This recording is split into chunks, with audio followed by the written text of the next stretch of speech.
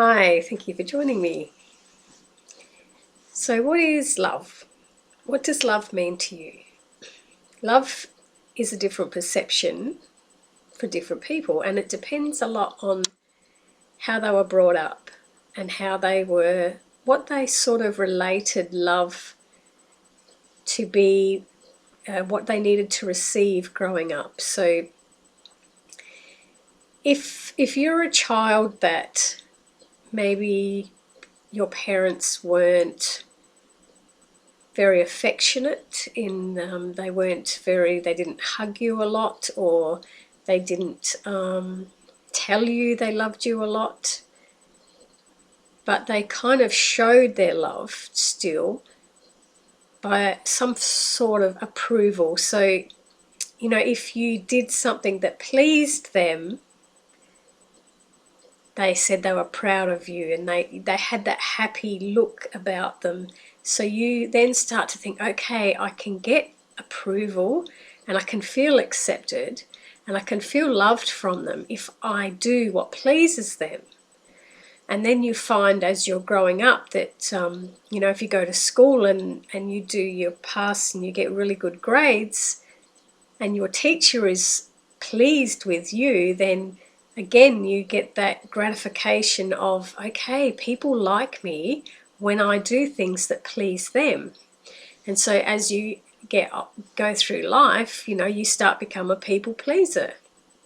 You go and you do things for other people, so they're going to be happy with you. And in your mind, that's a way of believing that they love you. But the whole time you're doing that, you're also not loving yourself. You're looking on the outside for that gratification of love without being on the inside and just loving who you are without needing to please other people. Coming to that acceptance of, if they don't love me just for who I am, it's sort of like you're not doing that for yourself. You're not loving who you are yourself. You're looking on the outside to get that love. And then in another situation, if you felt very pressured by your parents to do really well all the time and to please them again, you can learn to manipulate situations in a way of giving your parents or teachers or other adults around you what they want. It's always about what they want. As a child, you're rarely loving who you are just for what you want. You're always trying to please somebody else, to stop someone else from being angry at you, to make someone else be happy with you, to get your life to be so that you're not anxious all the time. And so if you can learn to manipulate people and then understand, hey, if I manipulate, I can get things to go my way. And it's always stemming from back as a child to then seeing how we believe love is as an adult. If somebody has never ever learnt to love who they are, who holds so much judgment about themselves that I don't really like, deep down, I don't really like who I am, they're going to go one of either ways. They're either going to go, one way is to ignore that, like, I don't want to address the fact that I don't like who I am. I don't want to have to go through all that emotional hard work because I already know I don't like who I am. So why would I want to then do a lot of emotional work on myself and bring that back up to the surface? So when you're somebody who's thinking in that way, you tend to go down the path of more narcissistic and selfish traits, because it's easier to not have to address that and blame everyone else. It's always going to be someone else's fault rather than your own. I always feel like someone's touching my face when I'm talking. You notice I touch my face a lot? I can feel someone touching my face while I'm speaking. Or then you go the opposite way, where you feel like you're not good enough for everybody else, and you're very aware of it. So like a narcissist is more somebody, and the narcissist word is getting thrown around so much these days. Like, I don't know, 25, 30 years ago, I never even heard of it. But a narcissist type person, or a selfish type person, they know they don't like it themselves deep down, but they push it so far down they won't address it. So they come across as being very egotistical, confident, flamboyant, like a bravado type personality, that nothing can touch me. I'm indestructible. I can go around and hurt other people before they hurt me because I'm brave and I'm strong. That's this persona that they put out, because that feeling of not liking themselves is so far down, they don't want to address it.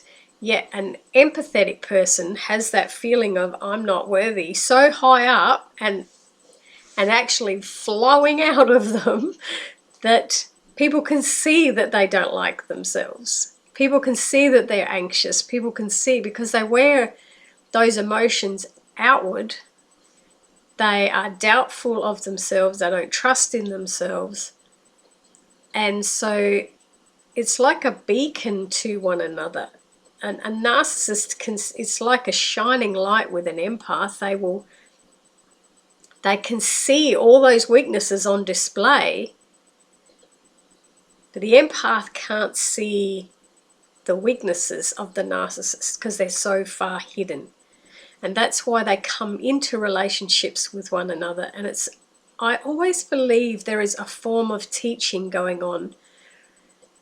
A narcissist is trying to, in some way, heal an empath is trying to heal a narcissist. An empath believes that they are so powerful in their kindness for others, and that willingness to please and please and please another person. And they'll do anything. They will sacrifice themselves to please another person because of that longing for love. If I need love so much to be accountable for who I am.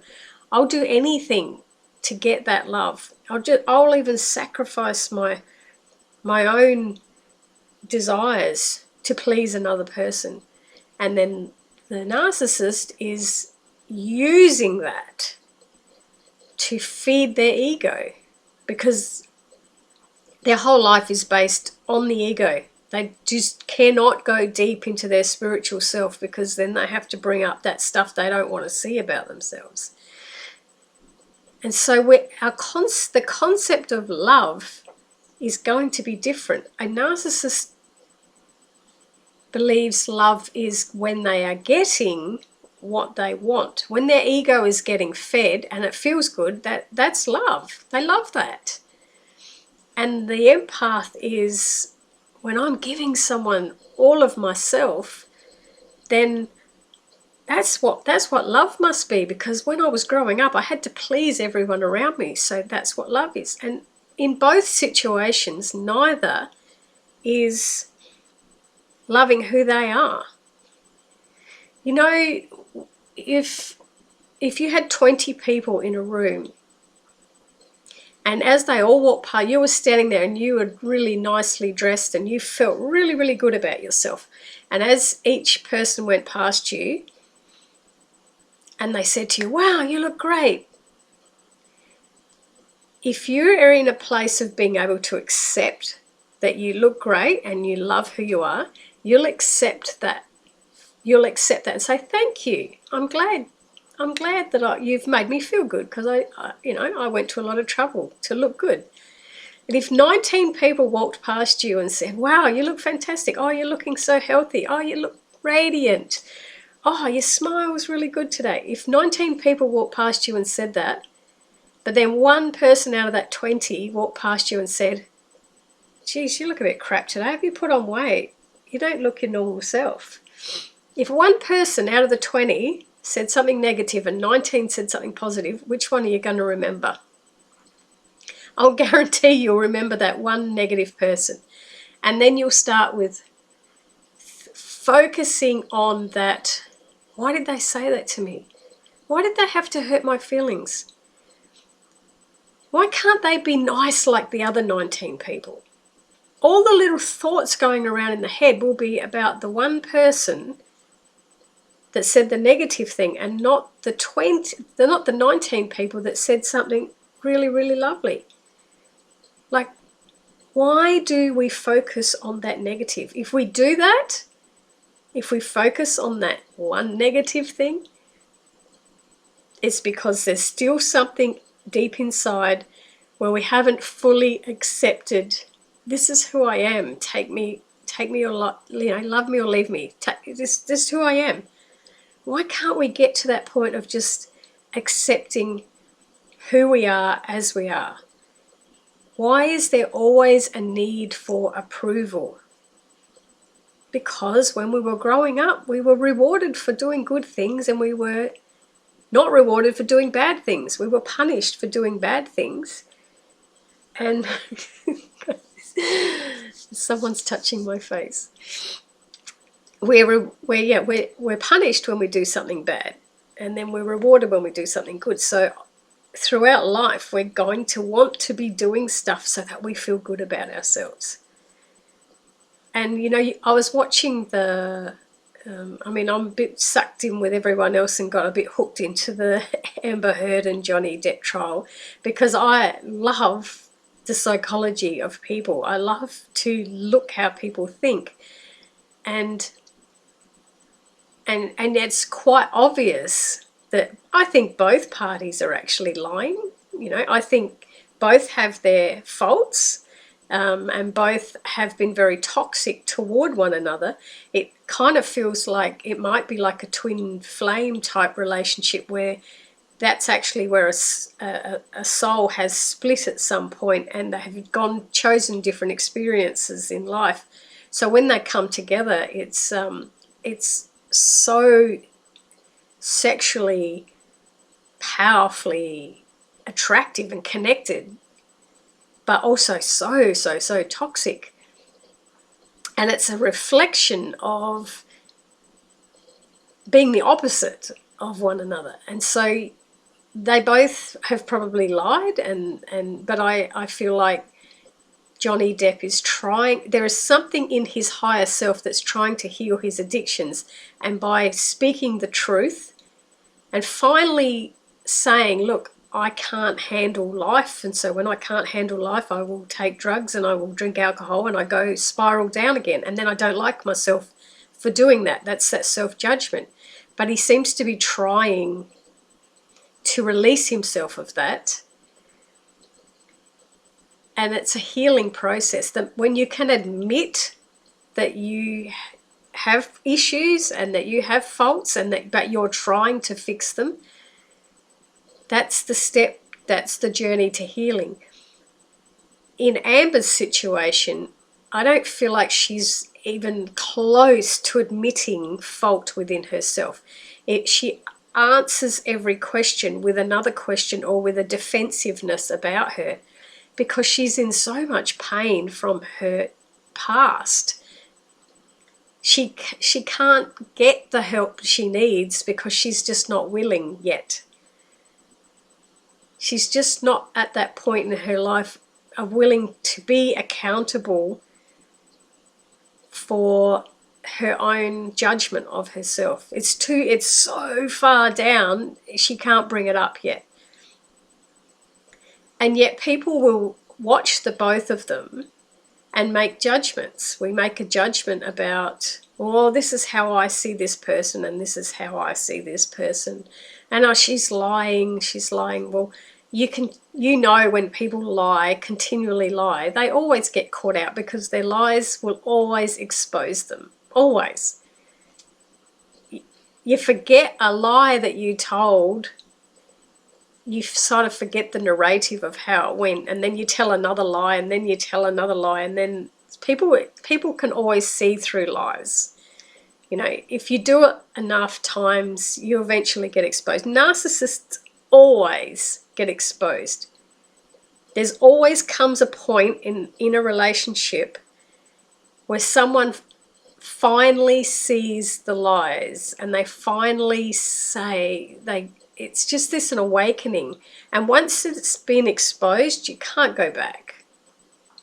Once someone has seen those lies, it all makes sense. And then the person that is in the relationship with someone who tells a lot of lies, and when they've seen the exposure of those lies, they start again judging themselves as, oh my gosh, I'm so foolish for not seeing this earlier. There was red flags there and I never saw them.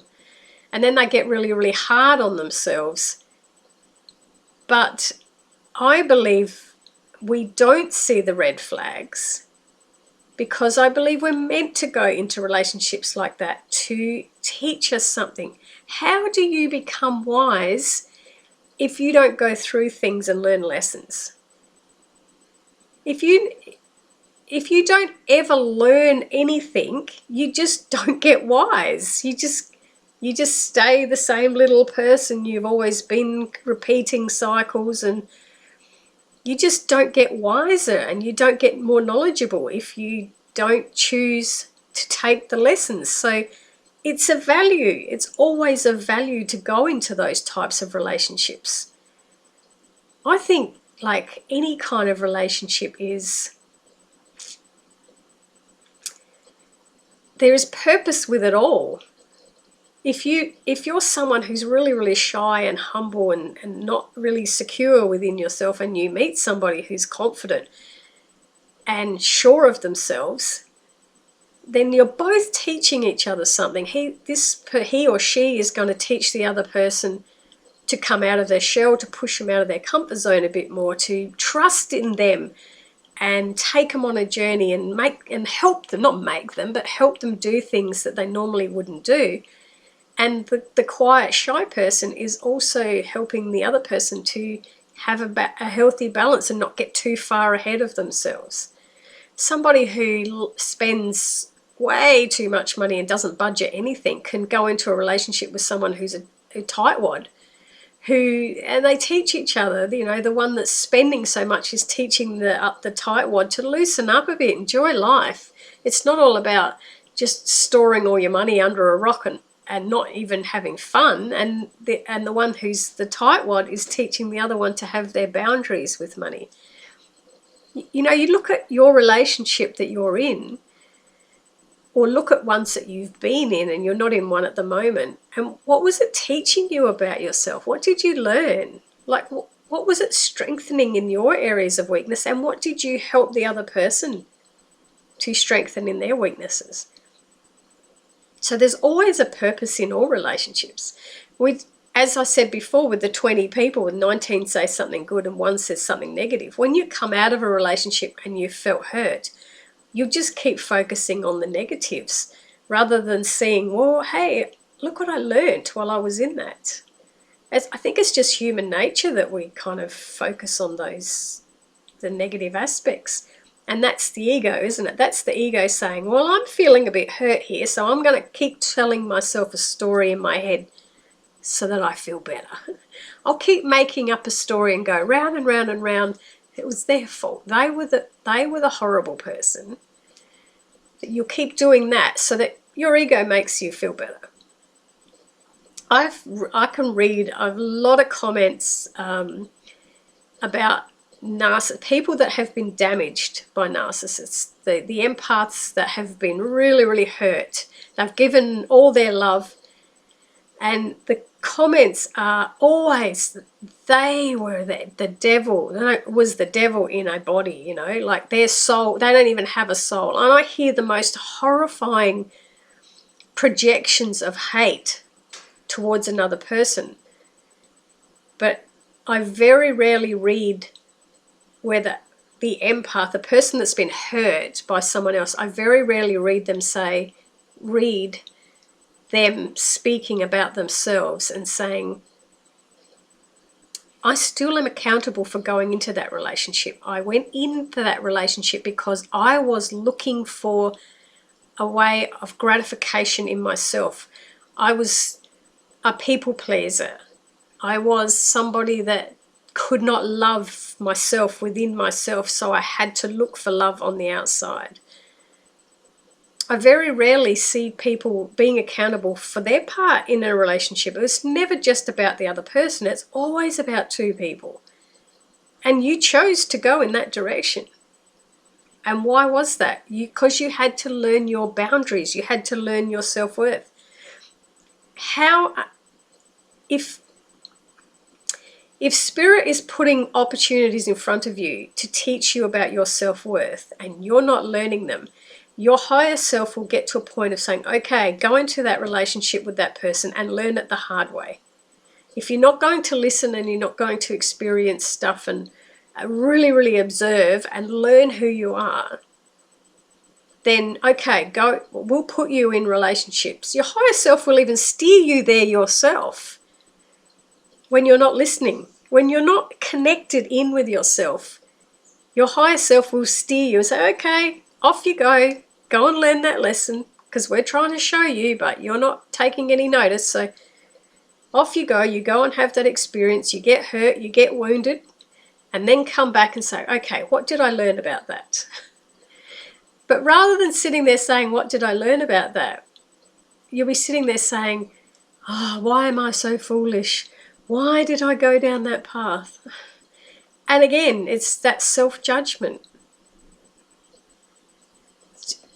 Self-judgment doesn't really give you the answers. It's just beating yourself up all the time. I think sometimes if you can look back at yourself as a third person, let's say a friend of yours came to you and told you all the problems, how would you deal with your friend?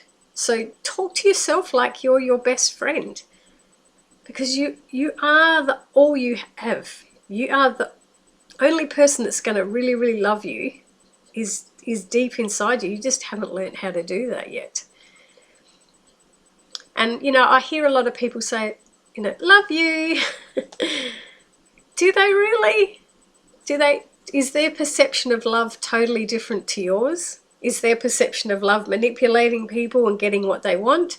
Or is their perception of love like really feeling deep inside, like a powerful force? Because I know when at that point of giving birth to a child as a mother, and that point of giving birth to a child, and when that child is lifted out from inside your body and put onto your chest and you're holding your little newborn, that love, hey, that love is just something else. That's just an indescribable, unconditional, and there is nothing you want. You don't expect that child to give you anything, and there's not an expectation there. It's just a blending of love. And I presume a father feels exactly the same holding their newborn. It's just a feeling of love without an expectation. Yet going into relationships as two adults, there's expectation there. I'm only going to give something to you if I get something in return. That's a hair that time, not someone touching my face. So there's an expectation there when it's relationships. Or I don't trust myself from what I've done in the past. I don't trust myself, so I'm scared to go into that relationship because I'm scared I'm going to get hurt again. And then you totally miss out on the experience. You just stop yourself. So love means different things to different people. The way you see love, someone else might see love totally different depending on how they were brought up. And I think it'd be wonderful if we, in relationships, could talk to one another about how we felt when we were children. How did I feel when I was growing up? Did I feel loved? Did I feel like I needed to please people to get love? If we have that conversation with our partners, we could possibly understand each other more and why we do things, why we act the way we do, and why we say the things we do. And then we can understand what their perception of love is and see that it's different perception. to the love I have. So I think it's a fascinating subject, and I know my guides have always said to me that everything has a purpose. Everything we go through has a purpose because it's showing us something that we need to see. So yeah, drop a comment below on what your thoughts on love are, and yeah, it's an interesting subject. So thank you so much for listening to me.